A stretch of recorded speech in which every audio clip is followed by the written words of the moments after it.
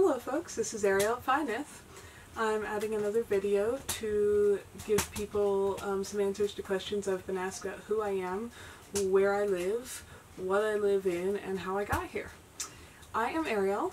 I live in my tiny house, which I've named Fy Nyth. That's Welsh for my nest.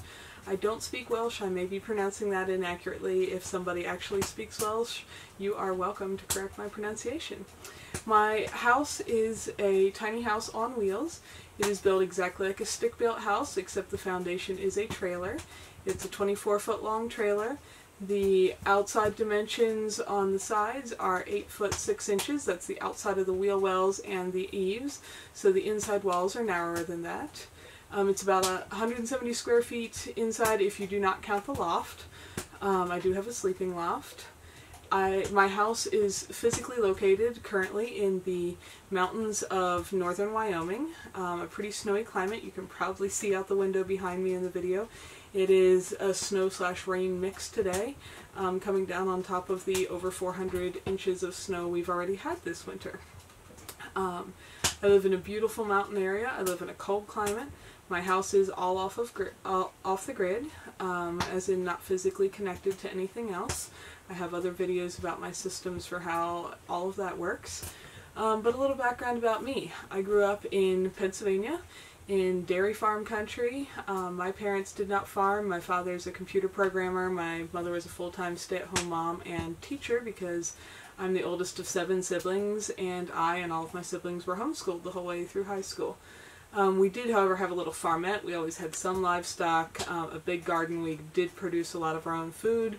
I'm very thankful that my parents taught me how to work hard and how to learn. Those are probably the two most important skills that have made my current lifestyle possible. So I grew up in Pennsylvania. I lived there till I was in my late teens. Then I did a road trip around the West with a friend. Really loved the area. I'd probably fallen in love with the West before I even came here, just from reading and from my natural interests. And about a year after that trip, I ended up moving to Wyoming permanently. I have never regretted that choice. I love living here. I don't know if I'll live right here my entire life, but I will probably stay somewhere in the Mountain West. If you've seen some of my other videos, posts, photos, you probably can see why, with the mountains and the beautiful wildlife I have outside my door on a regular basis. I have always enjoyed things like reading, backpacking, photography, skiing, gardening, cooking. My current lifestyle is something that lets me spend a good bit of time, most of the time, on all of those things. It's freed me up a little bit, financially and time-wise, and it's letting me live in a location that I could not otherwise afford to live, which facilitates access to beautiful things to photograph, hundreds of thousands of acres of public ground to hike and backpack on, and all of those kinds of things. I have a large kitchen, which is behind the camera right now. You can't see it. I have other posts about that. So my tiny house still allows me to cook. I do have a big garden outside when there is not many feet of snow on top of it. I am able to can, dehydrate, pickle, ferment foods, all of those things in my kitchen. I do have a pretty large kitchen for a tiny house because that was something that was important to me. I ended up in this tiny house because after living in the area for about 7 years, my roommate, who I'd lived with for quite a long time, she and I lost the condo or the townhome we were renting due to it being sold. And the housing market in this area is pretty crazy.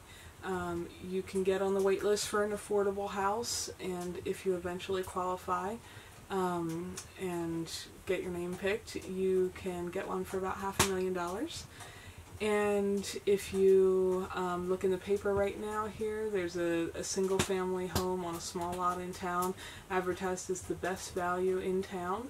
It's, I think, 3 bedrooms on a tiny lot, and it's only $1.6 million.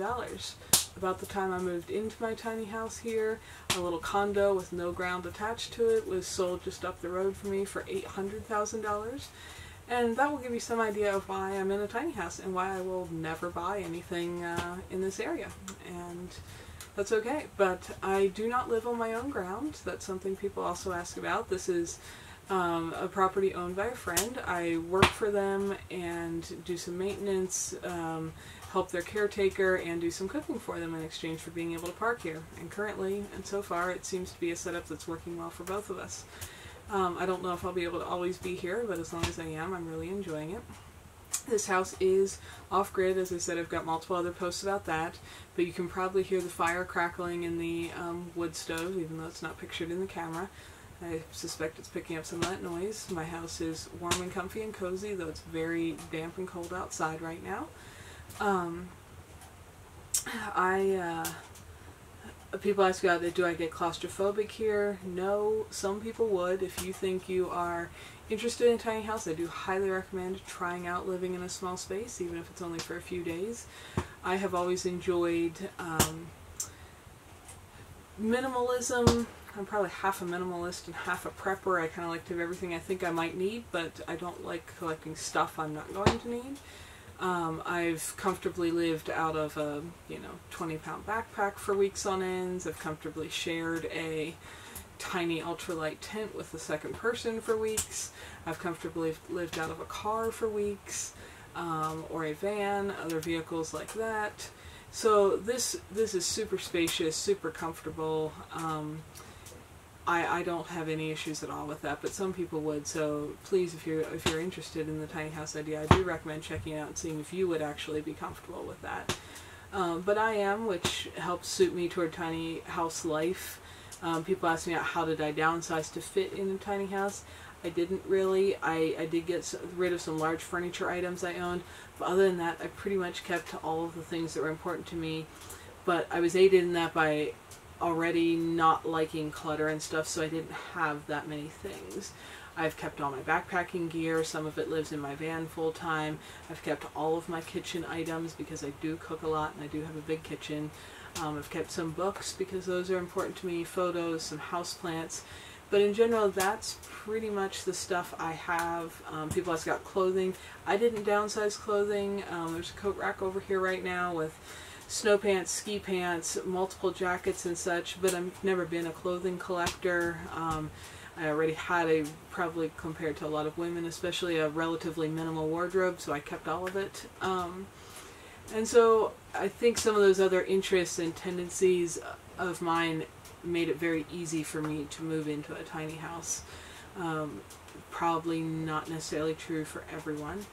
But I do like life here. I have no regrets. I enjoy the location in which I live.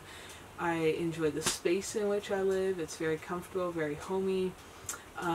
People do ask about, can there ever be another person there? I normally live alone, but I do have guests, including overnight guests. They're not usually in my videos, but I have a brother and a cousin who are in town right at the moment. Visiting and hanging out of the rain because they were planning to snowboard, and everything's closed right now due to high avalanche danger. Road slid closed, and a whole bunch of power poles snapped, which have left thousands of people in the area out of power. Thankfully, being not connected to the grid myself, my lights are on, which is pretty awesome. But I do have guests. There's 3 of us adults here this week. That's comfortable.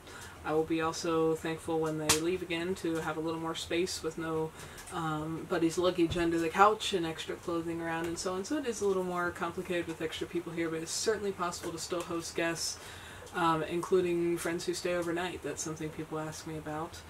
So yeah, that's a little bit of the history of who I am, where I came from, how I got here. I love it. Hopefully that answers some of your questions. If you guys have further questions, feel free to comment.